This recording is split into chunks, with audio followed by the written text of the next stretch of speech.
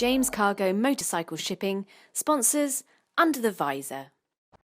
My name is Bernard Smith. I have been around the world on a motorcycle with a very gorgeous woman called Kathy.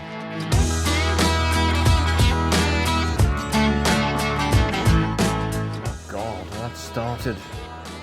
Let me think. I passed my motorcycle test in 1973.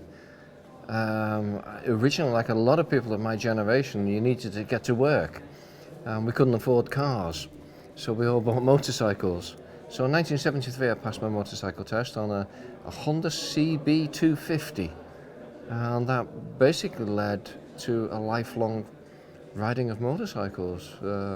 My father tried to stop me riding motorcycles because he said they were too dangerous, but eventually I managed to convince him, and he signed a guarantor for the first motorcycle so that I could actually buy a motorcycle. No, it was always motorcycles. It was always motorcycles. From the time I discovered motorcycles, which was, maybe 1971, 1972, I was about 16, 17 years old. It's just motorcycles. There's something about motorcycles. Even now, I've been riding, I'm 60 years old now.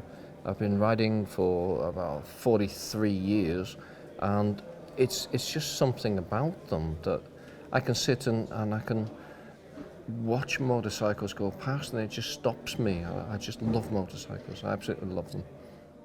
I was solo traveling for a long period of time, through the 70s and the 80s. When I met Kathy, Kathy was my second wife. My first wife, I was traveling a lot with my first wife as well. But I did also a lot of solo traveling, particularly through the 70s and the 80s. I was doing Europe on sort of Honda CB 500s and 750s and Ducati 750s and Triumph 750s. So I had a lot of traveling all the way through my life, really.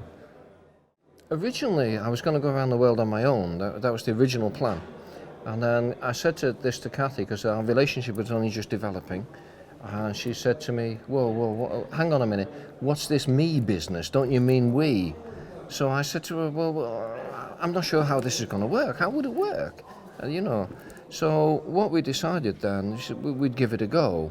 I mean, while I was professionally involved with blindness, and I was a consultant for the RNIB and all these sorts of professional things, national stages for MPs and all this sort of big stuff, really, I wasn't actually sure how it would work on a day-to-day practical basis on a motorcycle. And so we did a test ride in 2006. Yeah, 2006 it was. And we went all around the Alps and the Pyrenees and sort of all the touristy things.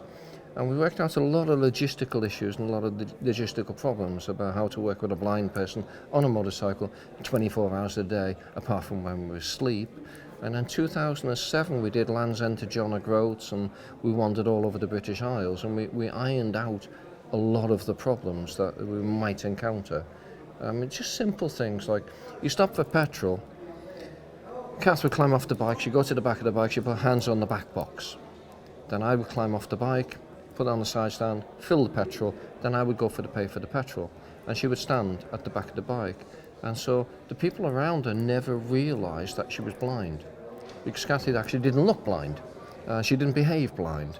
So what actually happened to us, we sorted out all those little things, which it took a little while to get them all to work properly, intercom systems and sort of describing the world as we passed through it. Because Kathy wasn't a passive person, she was a very, very active person.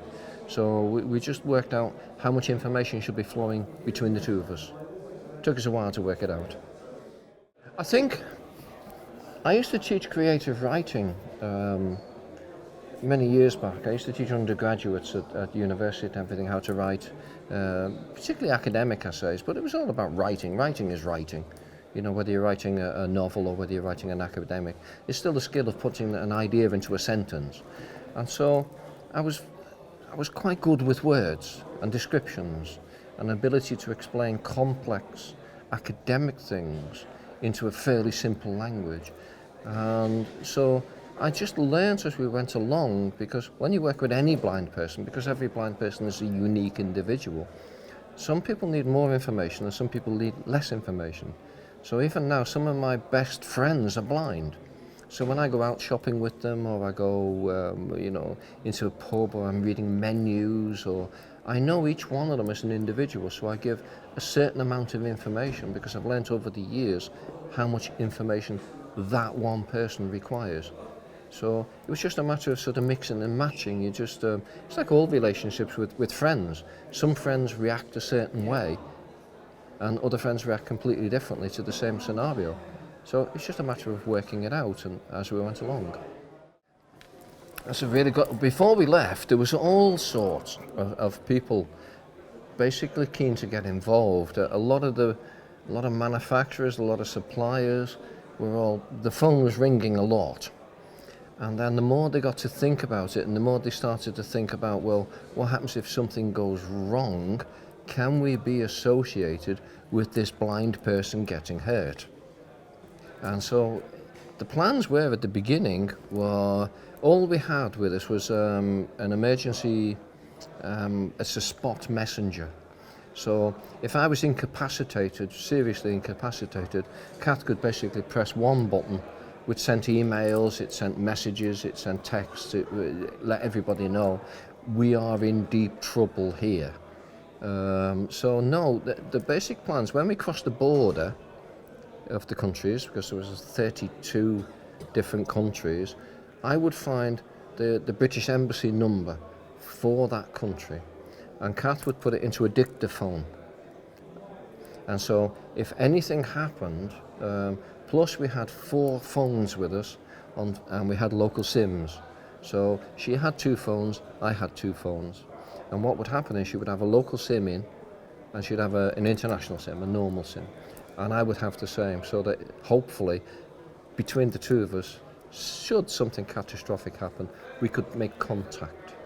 So that was the only backup plan we had, really, because you either take a chance or you stay at home and sit in the comfort of security. With the motorcycle, I mean, the motorcycle stuff was just fine. There was absolutely no issues. There was no problems with the motorcycle stuff. In terms of the human relationships are strange and complex things. The dynamics of sort of being in love with a blind person alters a whole new dimension to things, is the point. It does create certain pressures in terms of you are together all the time. You are never apart. The only time you're apart is when you're asleep. Because once you move away from a blind person, in effect, they are stranded in the environment. They can't go anywhere without you. So the only pressures we really experienced, because we got on fantastically well. We really, really did get on fantastically well. So I think she fell out with me once in Pakistan, because what had happened, I just got the bike back where we were staying from the freighters, and I took off to get some petrol, which should have been a 10-minute job. But in Pakistan, nothing operates in 10 minutes. You arrive at a petrol station, it's like this Martian has landed from a strange planet on a bike, and you get invited in for tea, and next minute the security team turn up because you haven't got back within a certain period of time. So there was a full security detachment turned up with Kalashnikovs and everything, while I'm sitting drinking a cup of tea with the owner of the garage. And Kath, all the meantime, is in the hotel, panicking and stranded. And by the time I got back, this whirl storm hit me. Because she was so upset and she was so worried and concerned and frustrated. So it's the frustrations of blindness. All people, if the listeners or the viewers of this TV report, if they know anybody that's blind, they'll understand the frustrations that some blind people have. So I think we only fell out in all the time we were away and all the years we were together. I think we fell out twice, and that was all. So the relationship, no, there was no problems with the relationship. It's an intense relationship when you're working with a blind person all the time, because you are totally dependent upon each other. Not only was Kat dependent upon me, actually she kept me out of trouble a lot of the time, particularly when I used to get wound up and I used to get frustrated with the paperwork and the borders and the stupid bureaucracy of some countries. To me it was stupid, but to them it was perfect. And she used to just say, we're in their country. It's their rules. Calm down. And I would just calm down, because you always do what a woman tells you. So it was really, really strange, because I was very concerned because you hear all these horror stories and you read them in the books about, so I don't know, corruption in Chilean police or Peruvian police or anything. And then we got to these countries, and we were on a mountain road in Colombia, in an area we shouldn't have been, where the FARC rebels and all these sorts of things. We didn't know. We're just riding this road. We're trying to get to Bogota, and we got stopped by a military convoy, because we shouldn't have been there. And Kath climbs off the bike, and out comes the long white cane, ding, ding, ding, ding, ding. And the look on the troops was just astonishment that this woman was blind. She's a Brit, and she's blind. She's in a security area she shouldn't have been, because the idiot driver didn't know where he was going. And they rushed off. A detachment of them rushed off. And about 10 minutes later, they come running back down the road with a white plastic chair. And they put the plastic chair down for her to sit on. And then I had to go off and talk to, the commanders in the jeeps up the road and everything. And I didn't want to leave her. I really didn't want to leave her. I thought, no, I'm not leaving Kath here, I'm not. And they stationed 4 guys round her with the, all the heavy weaponry and everything. And basically told me, she's fine, she's safe, nobody will touch her, we will look after her. And it was that sort of dynamics when we got stopped by police in countries. As soon as you got off the bike and the long white cane come out, I know what was coming with the police when we were getting stopped. There was, perhaps a little gift to the family might have been off-coming. And then once they realised she was blind, it was just like a different world. They just, no, go, go, go, go, go, go. No, the one thing that astonished us was the beauty of people all over the world when confronted with disability. It was absolutely astonishing how people were fantastic when they met Kathy, and when they realised that she was disabled, she was blind, and they just took over completely and looked after her. I was just sort of shoved to one side, get out the way, this is a lovely woman here, we're going to look after this lovely woman. And there was one time, I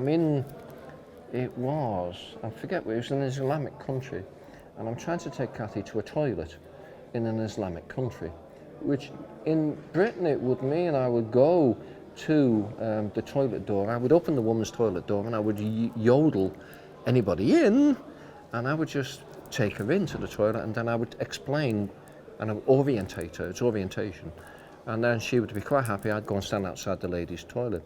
In a Pakistani or in an Islamic country, this is a whole new dimension, because men are just, not permitted to do these things.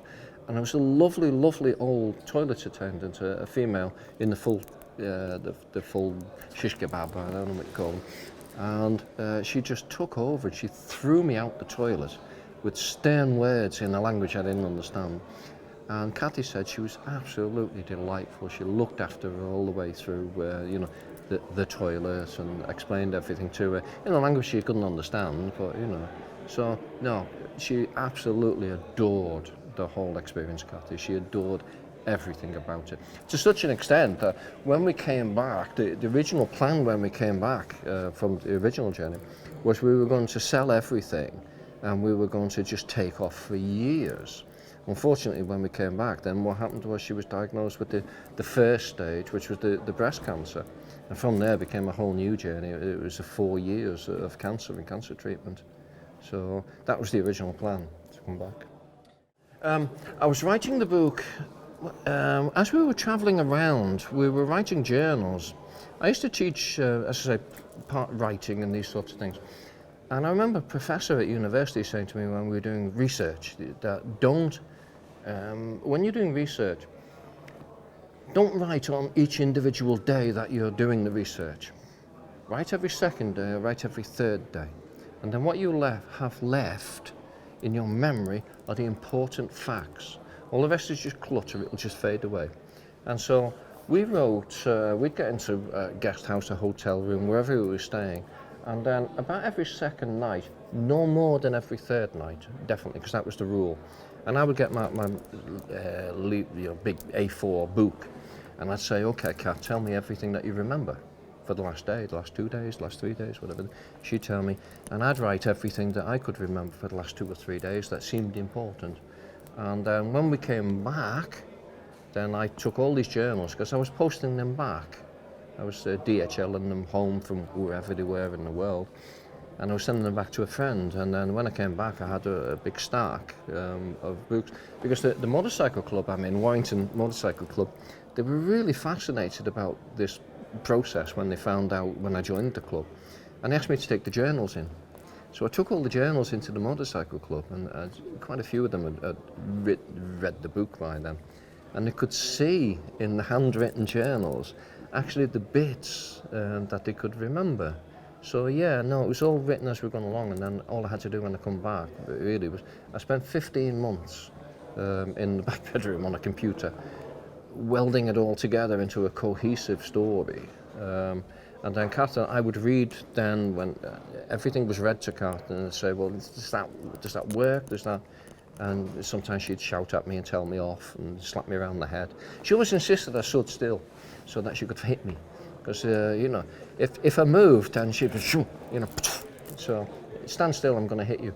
So, okay, all right, babe, I'll do that. So, yeah, so 15 months. It was written sort of as we were going along, but then when we came back, which was then 15 months, just sat there in the back bedroom. Kat would go to work about 8 o'clock in the morning, and then I'd start writing until about 4 o'clock, and then I'd start cooking tea, because I did the cooking. So.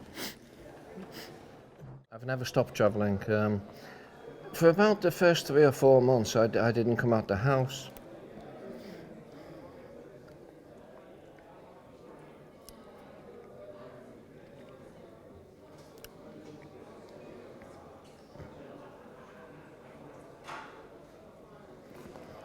It's about 3 or 4 months I came out the house, and I just went missing.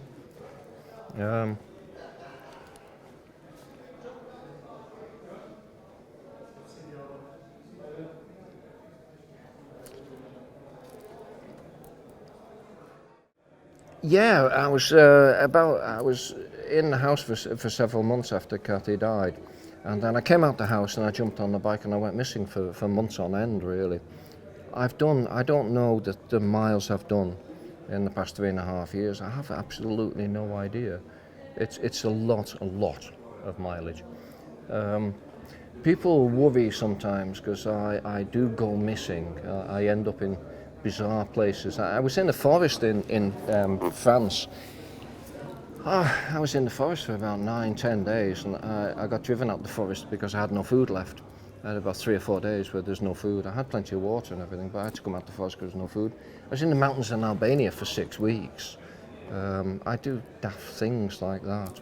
So I travel a lot because basically there's nothing to keep me anywhere. I retired in 2010.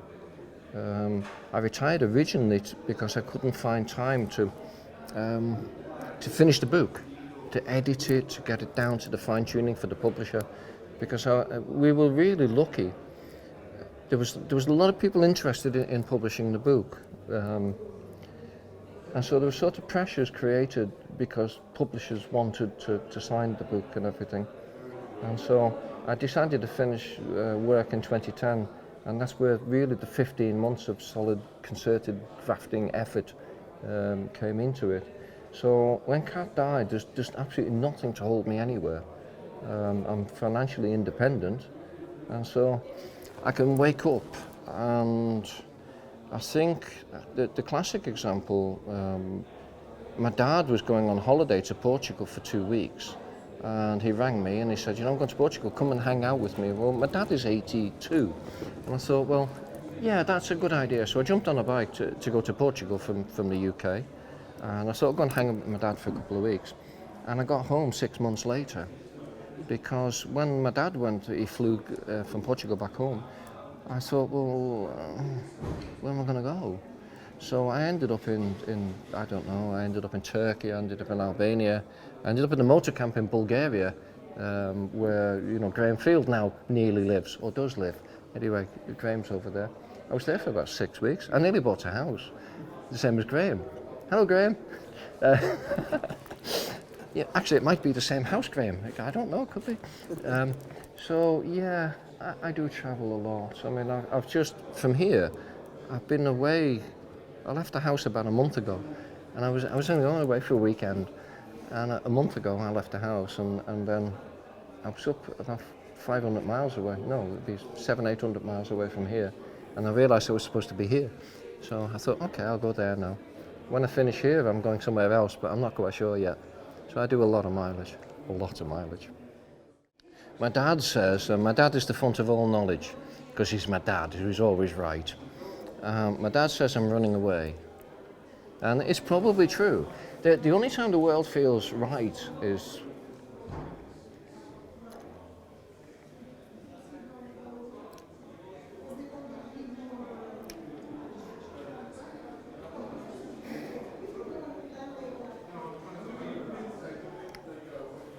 the only time the world feels right is when I'm riding a bike.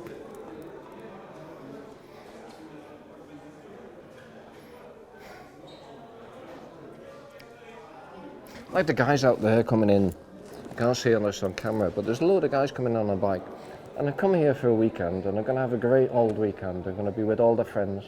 They're going to meet loads of people that they haven't met for ages, and they'll have a great time.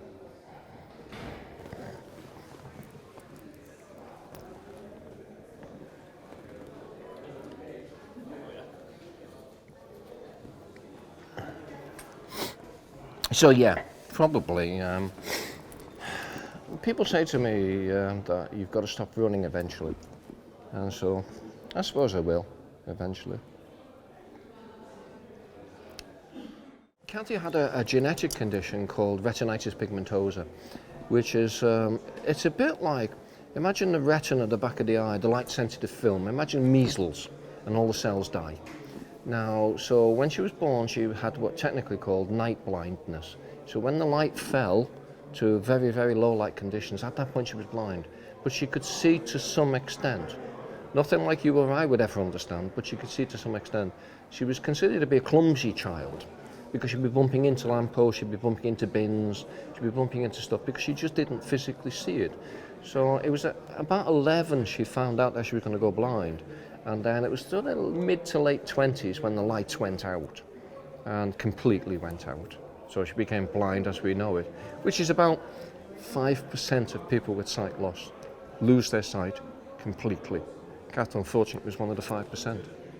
Oh, that's a really good question. That's a very good question. Kathy was ferociously independent. She was really strong-willed and very strong-minded. And so there was very little self-pity in Kathy or self-concern. She just said, okay, this is my life, this is what I've got to do, I've got to get on with it. Much like when she came across any technical difficulties, she would go, right, okay, this is the difficulty, how do I overcome it? So a lot of the difficulties can be overcome, some never can be, because it's a technical thing, you're blind. So no, Kathy was a strong, fierce-minded woman who would beat anyone up if she considered it a disability. It was a disadvantage to Kathy rather than a disability. Yes, there is an audio book, yeah. It was one of the conditions, actually. When we were talking to publishers, because we were lucky in the fact that we had quite a few publishers interested because the human interest story, we both insisted that if any of the publishers were going to do it, that they had to produce the book in 4 formats. They had to produce it not only in the print format, they had to do the e-book version, they had to do a braille version, and they had to do an audiobook version. And we met with publishers and we said to them,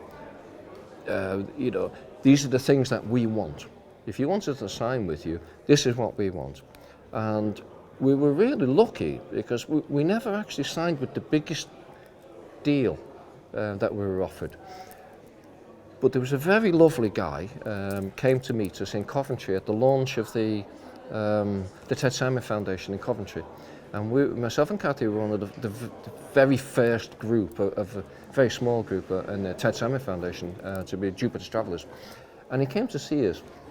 We met 2 publishers on the same night who came to see us in Coventry.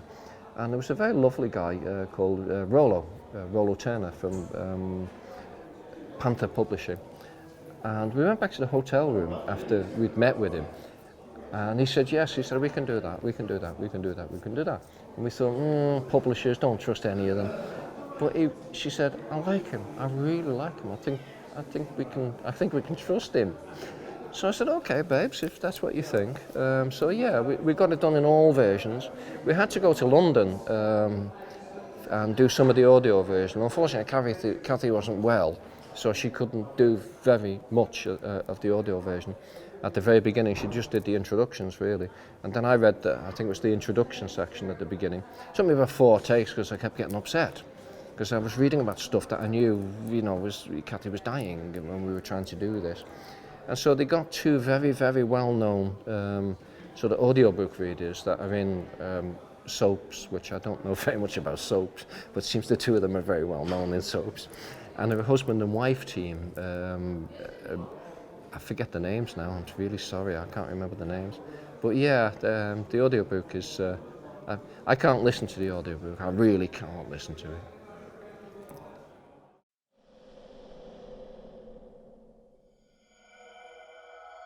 James Cargo Motorcycle Shipping sponsors Under the Visor.